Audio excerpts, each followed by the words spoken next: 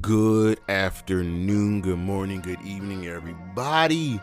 Listen, I'm not going to be before you long. It's me, Jeremy Pierce, with the High Risk Wrestling Recap. And I know it's going up a little late, but I'm dealing with some really bad technical issues.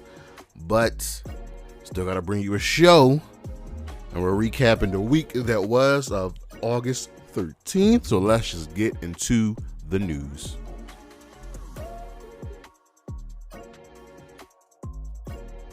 So, the WWE are really high on Chelsea Green, and that I am happy.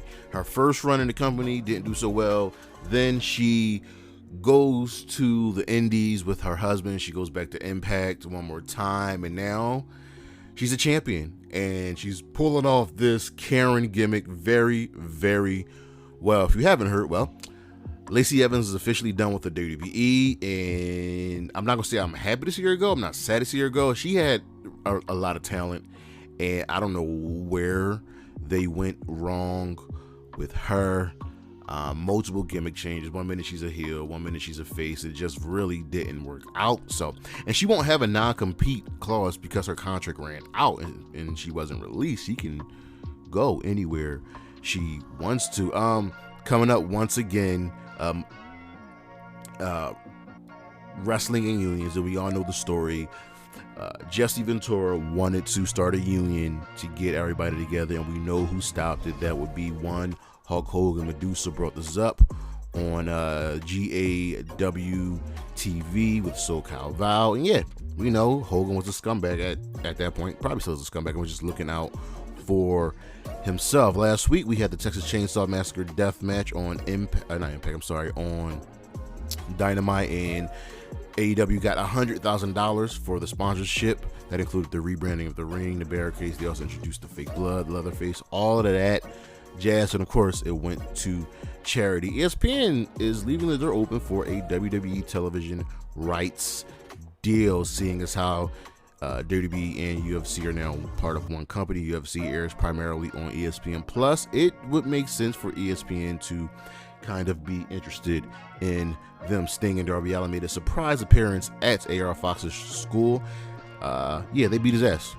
This is just fuels the fire for the storyline, and I'm, keep kayfabe alive. Becky Lynch and Bianca Belair are now in Fortnite. I believe John Cena's in Fortnite as well, but they are in Fortnite. I don't play Fortnite. Yeah, more eyes on the WWE. If you haven't heard, Cash Wheeler was arrested for aggravated assault and a firearm charge. He pled not guilty. He was already released on $2,500 bail. We'll see if he will be allowed to wrestle at all, and looks like he's probably going to be able to wrestle at all. And he did have a previous assault charge, gun charge, earlier this year. LuFisto penned an open letter to MJF after he defended Cash Wheeler, but essentially came down on her for speaking on her experience. And she really put some thought into this and put some real vitriol in it. And I don't blame her. She is right in everything she says. It's on her Twitter. I definitely recommend you go check it out. Edge's contract is expiring very soon. He had, quote unquote, possibly his last match on Smackdown this past week. His contract is up at the end of September, but his match against Sheamus was his last contracted match. All In has officially beat WrestleMania 32 as they have distributed over 80,000 tickets. The show is set up for 85,000, so they have a little under 5,000 tickets left. So we'll see what the gate is like, but they are killing it. And this is big. This is big. WWE had a chance to run Wembley, but WWE likes to be paid to be in their city for WrestleMania, so on and so forth. But since seeing as how London is the #1 tourist attraction in all of Europe, they don't really need to pay the WWE anything. On the injury side, New Santana is medically cleared and ready for his return. He tore his ACL in the 2022 Blood and Guts match last year, but he and Ortiz are still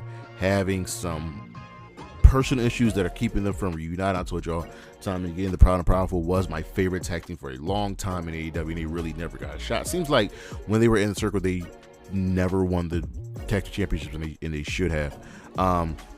Sami Zayn says his elbow is not doing great after all. Remember, he had that injury taken out on TV, the assault by JD McDonough, and it's a nagging injury. But KO also came back after SmackDown, so we'll see where Sami is at. Dakota Kai, she still has several months before she could even really step foot in the ring, do anything wrestling wise, but she is appearing on SmackDown with her Damage Control teammates. Britt Baker has a couple nagging injuries going into All In. We'll see what happens with her, but she's definitely not missing that match. On the rating side of things, Collision from the August 19th show, let me make sure I get this right. Yes, the August 19th show? Yeah, the August 19th show pulled in 201,000 viewers. That's down. I'm sorry, they pulled in 454,000 viewers. That's pretty solid, but they're down about 5%.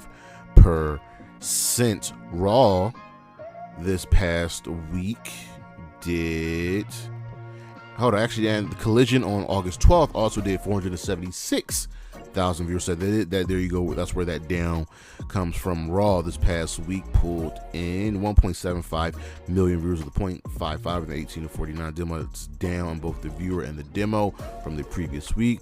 Dynamite pulled in 874,000 viewers with a 0.32 in the 18 to 49 demo. Smackdown, Edge's last match, quote unquote, pulled in 2.2 million viewers with a 0.53 in the 18 to 49 demo. That's down on both the viewership and the demo. But I'm expecting wrestling numbers to start fluctuating a little bit because we got football season. It's about to start. College and professional basketball season is gearing up, and MLB is rearing into their playoffs. Rampage finally pulled in 389,000 viewers, which isn't bad. It's down, but they got to deal with college football as well. But that is the news, and we shall be right back. So let's get into the week that was. And Monday Night Raw, the Judgment Day, they're trying to tell us that they're doing well. They're trying to tell us that everything is all right. So they start the show, no Finn once again, and they just want to reassure everybody that they still run Raw. JD McDonough comes out, has a message from Finn, and they're like, they don't want to hear it. Sami comes out and attacks JD, and they have a match. It's a good match. We're starting to get that JD McDonough shine from when he was in NXT UK, but Sami ultimately defeats him. So we'll get back to this a little bit later. Adam Pearce is ready to strip Chelsea Green of her tag team titles, and she's like, she wants to hold, Chelsea's got talent, and Piper Never just comes in, knocks out Katana and Kaden, who were in the room, ready for us, some kind of championship opportunity, and Piper's like, I'm your partner now. Just takes the belt. Chelsea's like, no, I wanted to hold the talent show. Piper's like, no, I'm your partner now. What? I guess we're allowing it. Give Piper Nevin some more shine. The Alpha Academy interrupts Imperium. Chad Gable defeats Giovanni Vinci. So Gunther goes on to defeat Otis, and we'll have that tag. We'll have the IC title match. I guess tonight actually. And Gable attacks Gunther after the match. The JD find Finn backstage, and he asks them, and Finn asks them, just be on the same page with me. We got an Indy Hartwell video package because she's facing Rhea Ripley later in the evening. Drew McIntyre reluctantly agrees to be Matt Riddle's partner, and they defeat the Viking Raiders. Later, the New Day takes a little bit of umbrage with Drew and Riddle as a team and challenges them to a match for the following week. Rhea defeated Indy, but Candice and Indy attack Rhea after the match. So give Indy some shine. That's what I'm talking about. Listen, Shinsuke wants the world championship, and Seth is like, listen, I would have given you a title shot. All you do is ask. Shinsuke whispers something into Seth's ear, causing Seth to pause, and then Shinsuke gives him a Kinshasa. So I need to know what Shinsuke said. Miz says he'll defeat LA Knight next week. Trish and Becky fight, and their match ends in a double countout, and they end up fighting all the way up into the concourse. Zoe attacks Becky in the concourse, and now they'll have a steel cage match at Payback. Cody in the main event defeated Finn Balor after Priest slid the briefcase under Finn's legs, and Cody caught it and used it to win. But then the JDs destroy everybody with a little bit of help from JD McDonough. The Judgment Day destroyed Seth. They destroyed Cody. They destroyed Sami. Yeah. Well, not Seth. They destroyed Cody and Sami. Over on Dynamite, we had the Fight for the Fallen and more build for All In. So opening match was Orange Cassidy defending the International Championship against Wheeler Yuta in a fine match, and Orange Cassidy ultimately won. The BCC attack after the match, and then the Lucha Brothers and the Best Friends come out to make the save, and the BCC goes to get chairs. They're ready to fight some more, and then Eddie Kingston shows up, goes up to Claudio, and announces Stadium Stampede for All In. Now remember, our first 2 Stadium Stampedes took place in the empty Jacksonville Jaguar Stadium, and the Stadium Stampede transitioned over to it's like Mayhem in the arena. I forget the name of the match. You know what match I'm talking about. I can't think of the name of the match. So, but now we're having a Stadium Stampede match with fans in the stadium. This is gonna be crazy. Jay White, Juice Robinson, and Takeshita attacked Kenny Omega during his interview with Jim Ross. And then they take him out. So Hangman tells them, who's at the hospital with Kenny Omega at this point, says they'll be facing Kenny and Ibushi at All In. Chris Jericho accepts Don Callis' offer, and there was a picture in the ring, right? It was covered up, and Callis never revealed what it was. Jericho asks, and finally gets to see the picture, and it's Don Callis choking Jericho. Jericho was off on Callis because Callis said he didn't think Jericho would join. Takeshita and Will Ospreay attack Jericho, and we will get Will Ospreay versus Chris Jericho at All In. Don Callis ends up smashing the picture over Jericho's head. Darby Allin and Nick Wayne defeated the Gates of Agony, and Joker Sting has now kidnapped Prince Nana. Joker Sting is back, y'all. MJF and Adam Cole are at the Outback Steakhouse. This is another fun vignette, and they're learning the kangaroo kick. That's it's pretty funny.